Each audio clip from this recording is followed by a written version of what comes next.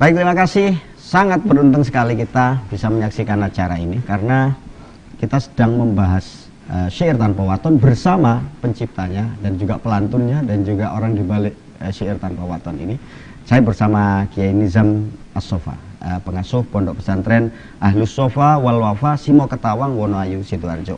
Sebagai data, beliau ini alumni, dulu pernah menyantri di Pondok Pesantren Darul Falah Krian Sidoarjo, juga pernah di Pondok Pesantren Lirboyo, dan juga pernah di Pondok Pesantren El Nur El Kasyaf yang diasuh oleh almarhum Kiai Dawam Anwar di Bekasi, Jawa Barat.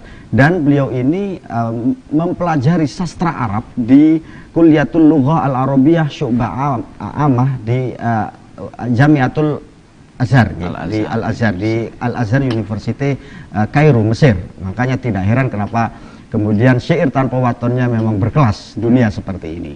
Gus, kalau syair yang kemudian lagu tadi dari Mbak Ridwan, Mbak Angil, itu kalau dari sisi sastra itu masuk apa Gus? Itu masuk bahar apa itu Gus? Bahar, kalau di Jawa nggak ada bahar. Bahar Tapi ya memang di Al-Azhar sendiri kajian-kajian sastra-sastra kayak begini itu dikenal nggak sih? Sangat dikenal. Kalau di Kulliyatul Lughah ya dikaji sedemikian rupa. Ya. Kalau secara singkat kajian terhadap lagu ini sendiri gimana Gus? Ya ada ya. Ada ya di materi arud dan kawafi itu dikaji sedemikian rupa. Dan ini memang sepertinya mengena di hati. Iya. Gus, ngapunten, mungkin para pemirsa pengen ngaji dalam waktu singkat ini terhadap syair-syair panjenengan Gus. Monggo Gus. Nggih. Dipun mulai dari yang pertama Gus. Nggih.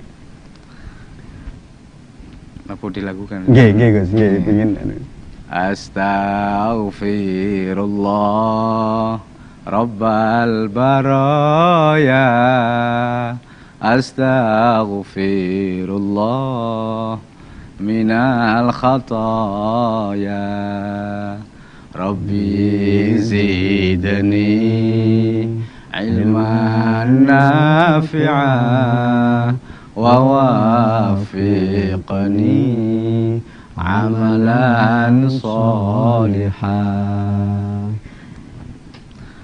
Langsung aja barangkali. Ngawiti ingsun nglarasi iran kelawan muji maring pangeran kang paring rahmat lan kenikmatan rina wengine tanpa petungan, rina wengine tanpa petungan.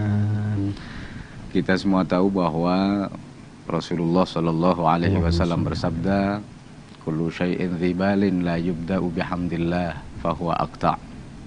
Segala sesuatu penting, setiap masalah penting yang tidak diawali dengan muji syukur, memuji-muji kepada Allah, maka akan terputus dari rahmat Allah.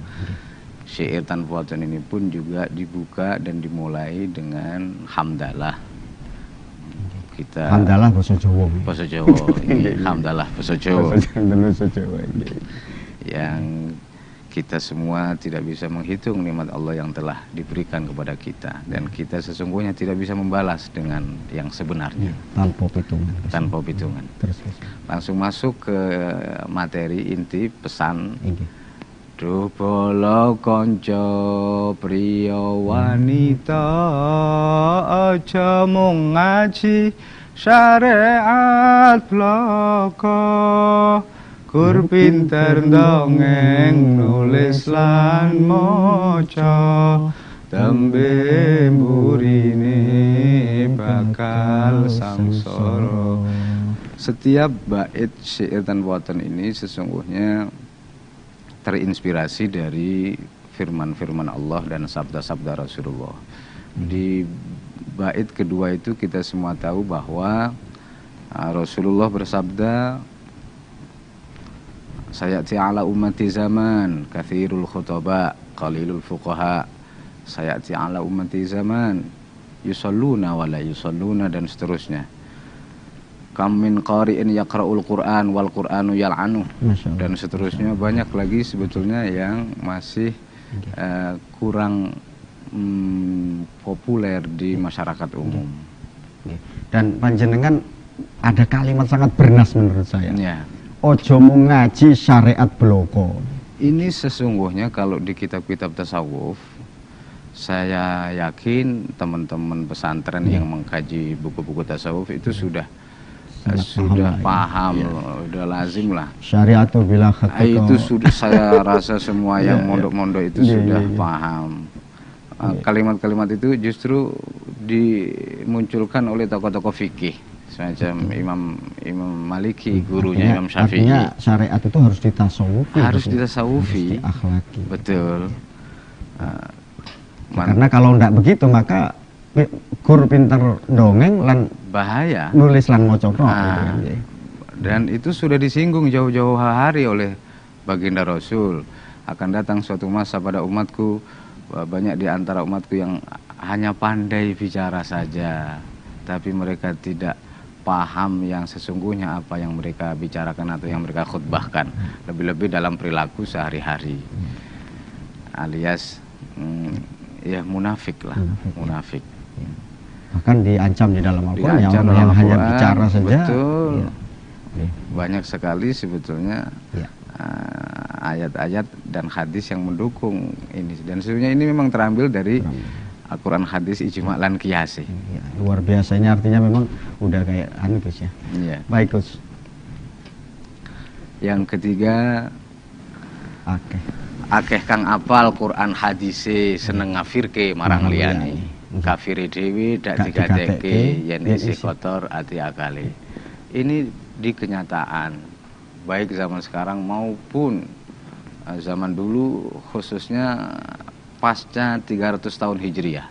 Pasca 300 tahun. Sekitar tahun 1000 Masehi ya, 1100. Kenapa Gus? Munculnya syekh-syekh tasawuf itu dikarenakan memang banyak sekali kelompok-kelompok saudara kita muslim yang jika dilihat dari kacamata tarekat hakikat atau kacamata yang sesungguhnya lah, banyak penyimpangan-penyimpangan ajaran dan perilaku, terutama perilaku jika dibandingkan dengan masa Rasulullah bersama sahabat-sahabat beliau. Itu karena mereka tidak tahu atau karena mereka tidak tahu, karena mereka kurang memahami dengan baik dan benar pesan-pesan Al-Quran dan hadis. Di samping beberapa ulama yang membawa juga tidak seikhlas zaman sahabat, tabi'in dan tabi'i tabi'in. Dan ini Gus, anak-anak muda wadah ini seneng ngafirke marang liyane, kafire dhewe gak digateni. Man dzanna akhahu kafiran fahuwa kafir. Ini sudah masyhur di kalangan pesantren dan pelajar muslim. Barang siapa yang menuduh saudara muslimnya itu kafir, maka yang menuduh itulah yang kafir. Artinya kita tidak boleh serta-merta menuduh saudara muslim kita murtad atau kafir sebelum kita meneliti lebih dalam, lebih jauh sedemikian rupa. Bahkan negara kita ini negara hukum, untuk menentukan itu juga ada MUI, ada depak dan sebagainya. Hendaknya statement kita itu Gus Dur banget deh gitu. Ini kan negara hukum, selesaikan dulu di pengadilan, jangan langsung kau sesat-sesat kan begitu, kau kafir-kafir. Ada bagian-bagiannya yang sudah mengurusi kan. Hendaknya kita menghormati bagian-bagian itulah di negara kita ini. Artinya memang kemudian di akhir dari bait ketiga ini yen isih kotor ati akale, Gus.